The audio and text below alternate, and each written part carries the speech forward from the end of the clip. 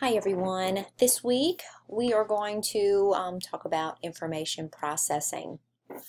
So thinking about some situations that you might face as an educator. So for instance, you've spent 2 hours teaching an important concept to your students and the next day it seems like none of them remember it. Most students are keeping up with the curriculum, but a few seem to be falling farther and farther behind. Your students are easily distracted. Some of them seem overwhelmed when asked to solve a problem and simply start guessing random answers. Students find it difficult to connect each day's lesson to the material they have previously learned. So some of you are currently in the classroom right now, and so you have maybe possibly faced some of these situations already, or something very similar to it. So what we're going to talk about is the key components of information processing and how we can use information processing to help alleviate some of these situations and some of these concerns that you may possibly be facing. So information processing will help our students retain the information that you're trying to teach them, retain those concepts, retain it to their long-term memory, help them connect to what they already know. So when does it start? So information processing starts when one or more of our senses are activated by a stimulus. So we have our incoming information. So any information that is presented to them verbally, visually, all of this information is coming in, and it happens, it only lasts for maybe a couple of seconds. And so if it is not paid attention to, well then it will not be retained. It's going to go through that sensory memory. If they do pay attention to it, well then it will move to their working memory. So think about, from the very beginning of your lesson, how can you get them interested and engaged in what's happening in that lesson? Thinking about from that hook. How are you hooking them at the very beginning to get them paying attention?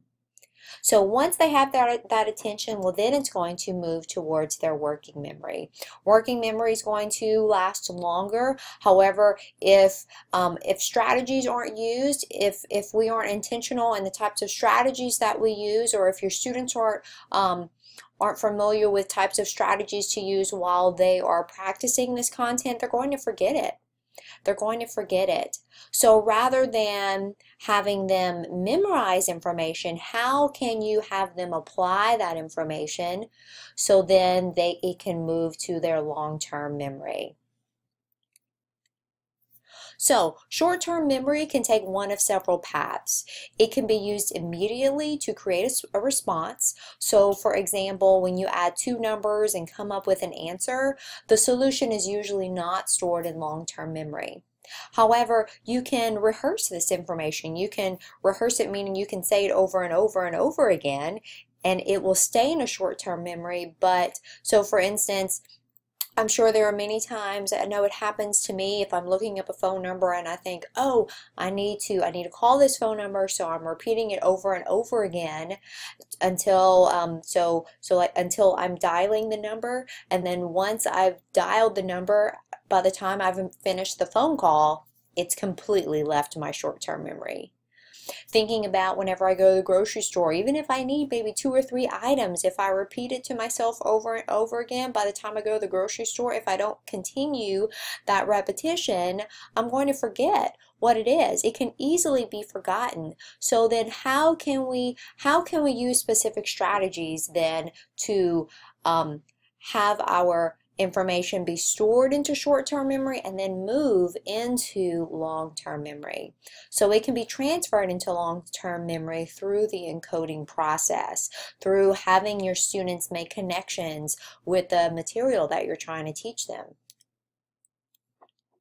So cognitive load is also related to short-term memory. So cognitive load is the amount of space taken up in a person's short-term memory. So if cognitive load is too high, that short-term memory processing is less efficient because that learner has to consider multiple bits of information at once. If it's too low, memory processing is more efficient. So think about when you are trying to teach something very complex to your students. If you are teaching them maybe an algebraic concept, or maybe you are teaching them some very abstract concepts, maybe you're trying to analyze a really difficult piece of literature in your language arts class. If you're moving too quickly with your students, if you're trying to give them too much information in a short amount of time, their cognitive load is going to be too high, and that information is just going to completely leave their working memory. Working memory is, and when I say working memory and short-term memory, it's the same thing. Those terms are synonymous. So if you're trying to give them too much information in a short amount of time, it's going to leave their working memory and never get to their long-term memory. So think about when you're teaching them, when you're teaching your students complex information, how can you break it up into chunks? How can you break it up into smaller pieces? So maybe kind of a I do, you do, or I do, we do together type model. Let's first work on this, or let me model it first and then you do it, and then here I'm going to model the next step of it and then you do it. So how can you break it up into smaller chunks so their cognitive load is not so high? So when we think about in the classroom, how can we reduce cognitive load then? There's ways that, and these are not all inclusive, but here are some strategies that you can use in the classroom even right now. So for instance, you can maximize the signal to noise ratio. So think of the signal as the message you want to communicate and the noise as the extraneous information that detracts from learning. So by removing any unnecessary complexity and distraction, you'll remove some of that extraneous cognitive load. So maybe it's time, sometimes students are working in groups and then there's noise whenever they're working in groups, but if it gets too loud, or if it's time for students to work on something quietly where they're really having to concentrate, think about the noise, think about that extra noise. You don't want them to be distracted whenever they're trying to complete that particular activity, that particular task. Another strategy, promote generative strategies. So when I say generative strategies, this means that you place more of the responsibility for learning on the individual. So for instance, one example of a generative strategy that you can use is elaboration, meaning students use their own words and ideas to expand on a concept that relates to their experience and understanding. If you're talking about a concept, maybe I'm teaching a science lesson and we're talking about deforestation. How does, have that conversation with your students. How does this affect your community? How does this affect our, how does it affect us? How does it affect our community? Think about, what does it mean? Can you expand on this particular concept in your own words? Okay. Another way that we can promote generative strategies is a technique called the query method. It includes a prompt to stop and think about the concepts that were just presented. It reminds me of our scaffolding strategies that you all presented earlier in the semester. Here, as you're presenting the information, okay, well, let's stop, let's think about it. Tell me in your own words, what does this mean to you? Ask questions to prompt their thinking, to really make sure that they're understanding. Write concisely is another way that we can reduce cognitive load. So although it takes more effort to write with fewer words than with many words, this goes back to, it just instantly makes me think about our Flipgrid videos, because 2 minutes happens really, really quickly. So how can I really want to make sure that I'm giving all of the important information, but I want to limit it to as few words as possible. Similar situation. It takes more effort to write with fewer words than with many words, and concise writing is a straightforward way to reduce cognitive loads. So you as the teacher, let's try to avoid those long-winded explanations, those obtuse instructions, and relevant content to make unnecessary demands on cognitive resources. So a general guideline is to use only the words that are needed to explain or define a concept or principle. Another way to reduce cognitive load, we can provide scaffolding to our students. So providing assistance during the learning task, then eventually withdraw the assistance when the learner can perform the task independently. Another way to reduce cognitive load is to create opportunities for collaborative learning.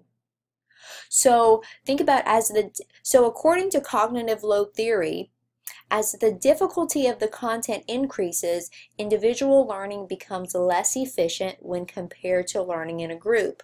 So the idea is that under certain conditions, group learning divides the cognitive processing across several individuals. So rather than one person having to really make sense of this new concept and having to apply it and do it all on their own, they're working with partners. So maybe they can divide it up, maybe divide up different pieces of it, or each person can focus on one specific part, and then when you bring it all together, you'll have a full understanding of what that concept is. So for instance, recommendations for this type of strategy, you can includes providing a team assignment to a group of 2 to 5 people. So maybe this might include solving a difficult problem, generating a plan, or developing some type of checklist. The very last way that we can reduce cognitive load, at least another example, again, this is not all inclusive, but we can provide cognitive aids to our students. So a cognitive aid is any tool or set of materials that can offload some of the demands on working memory. So this can be anything from pencil and paper as a scratch pad to a mobile app that calculates complex measurements. So to reduce that cognitive load while a person is in the process of learning, you can provide external memory supports. So think about providing external additional supports, for instance, maybe checklists for completing complex instructional tasks. Especially maybe there's a research project that your students are working on and there's various components, various steps that you want them to complete, create a checklist for them so it doesn't feel so overwhelming. They can maybe focus on it. They can break it up into chunks even and work on certain sections at a time. Work problems as examples, again, that I do, you do, or I do, we do. Or create a quick reference glossary for new terminology, or provide concept maps that diagram concept relationships. So finally, once we use those strategies, once we're limiting the cognitive load, we're balancing out the cognitive load for our students, that information is able to retain in our working memory and then move to our long-term memory. So in our long-term memory, we assign meaning to new information by matching it with known information, a process called encoding. So encoding basically how can they connect the new information to what they've already learned. And that goes back to really knowing your students, knowing their interests, providing those examples that can easily connect to what they already know, what they're already interested in. So it doesn't have to be meaningful even in order to be remembered. So maybe a person could memorize nonsense words, for example. Maybe we can use acronyms, for example, to help us remember information. But research has shown that meaningfulness does provide learning and retention of new information. How can it be relevant and meaningful to them? So, implications of information processing. So, this theory explains why students who are behind will be unable to catch up if the class moves on to higher level material. So, the importance of existing knowledge is critical in the model, and encoding cannot occur without activating a student's existing knowledge. So, again, you want your curriculum to continuously build on each other. You want to have that spiral curriculum where you're continuously moving up, you're moving down a little bit when needed in order to revisit some information, but it's all connecting to one another. And the importance of practice. Previously learned information, previously learned material must remain accessible if students are to build on their knowledge and learn new concepts. Provide them time to review and practice older material, again, relating it back to that spiral curriculum. Well, I hope this was beneficial, guys. I know the information processing chapter was a little lengthy, so I was really trying to pull out those most important concepts for to really highlight on. And you guys have a great rest of the week. Thanks so much.